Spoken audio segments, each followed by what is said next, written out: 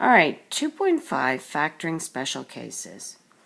When we're looking at we're going to look at two special cases. If you're able to recognize a special case, it'll be that much easier to factor.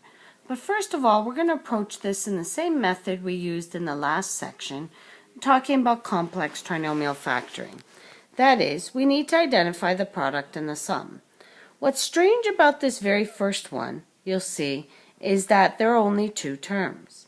Well, the product here, folks, is P is equal to, and this would be our first number, and this actually is our last number, which is negative 324.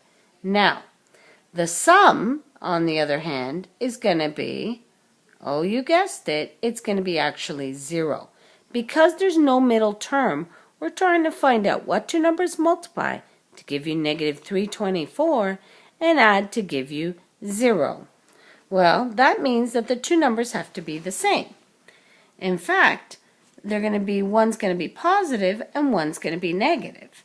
So what two numbers multiply to give you negative 324? One's positive, one's negative.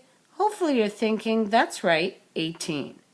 We need positive 18 and negative 18 to multiply to give you negative 324 and add to give you 0. So, when we fill this information out, we will see that we need positive 18 and negative 18 as part of our OI. All right, so we need positive 18 and negative 18 as our OI. Here we go. So, positive 18 from 4 and 81, that's going to be, that's right, 2x, and positive 18 means positive 9. 2x and positive 9. In the other, the negative 18, we're going to have 2x and negative 9. And hopefully you see something unique here. That's right, these are called difference of squares. This is a difference of perfect squares. 4 and 81 are perfect squares. The thing in the middle is a minus, so a difference of perfect squares. Now, you wouldn't have known that unless I told you about it. So if you recognize a difference of squares, you can automatically factor it instead of using the OI or decomposition. But you can use OI and decomposition anytime you want. Let's look at the second example. The second example, oh, we're missing some numbers. We'll just fill that out in just a sec. All right, here it is. It was plus 4. Sorry about that, folks. So it's 9x squared minus 12x plus 4. And we need to factor this. All right, let's do it the way we know how. The product is going to be, that's right, 36. The sum is going to be, that's right, negative 12. And what we have to do is find out what two numbers multiply to give us positive 36 and add to give us negative 12. Hopefully you guessed it. That's right, negative 6 and negative 6. So we need to get those values as part of our OI. So we set up our brackets and we want our OI, our outside, to be negative 6 and our inside to also be negative 6. So what two numbers multiply to give us 36 and add to give us negative 12, or negative 6 and negative 6, and we have to grab negative 6 and negative 6 from this 9x squared and the plus 4. Hopefully you'll see that it's 3x and negative 2 for the first part, and 3x and negative 2 for the second part. Ooh, do you see what I see, folks? Because I see something special. That's right.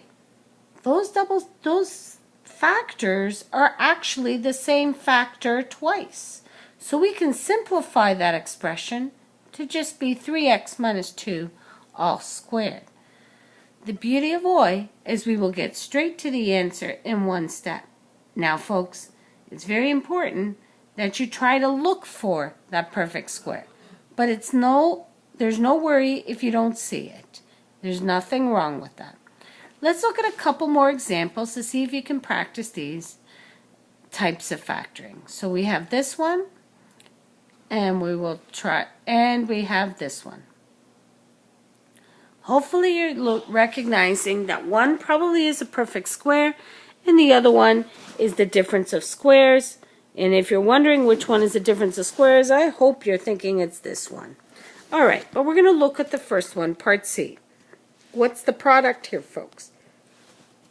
Because that's what we're looking for. We're looking for the product. The product is 16 times 9 is positive 144. The sum is 24. So, what two numbers multiply to give us 144 and add to give us 24? You guessed it, 12 and 12. So we need to make our OI to be 12 and 12.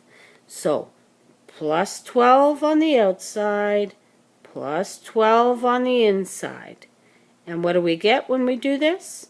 Well, you're going to get 4x and 3, positive 3 give us positive 12x, and 4x and positive 3.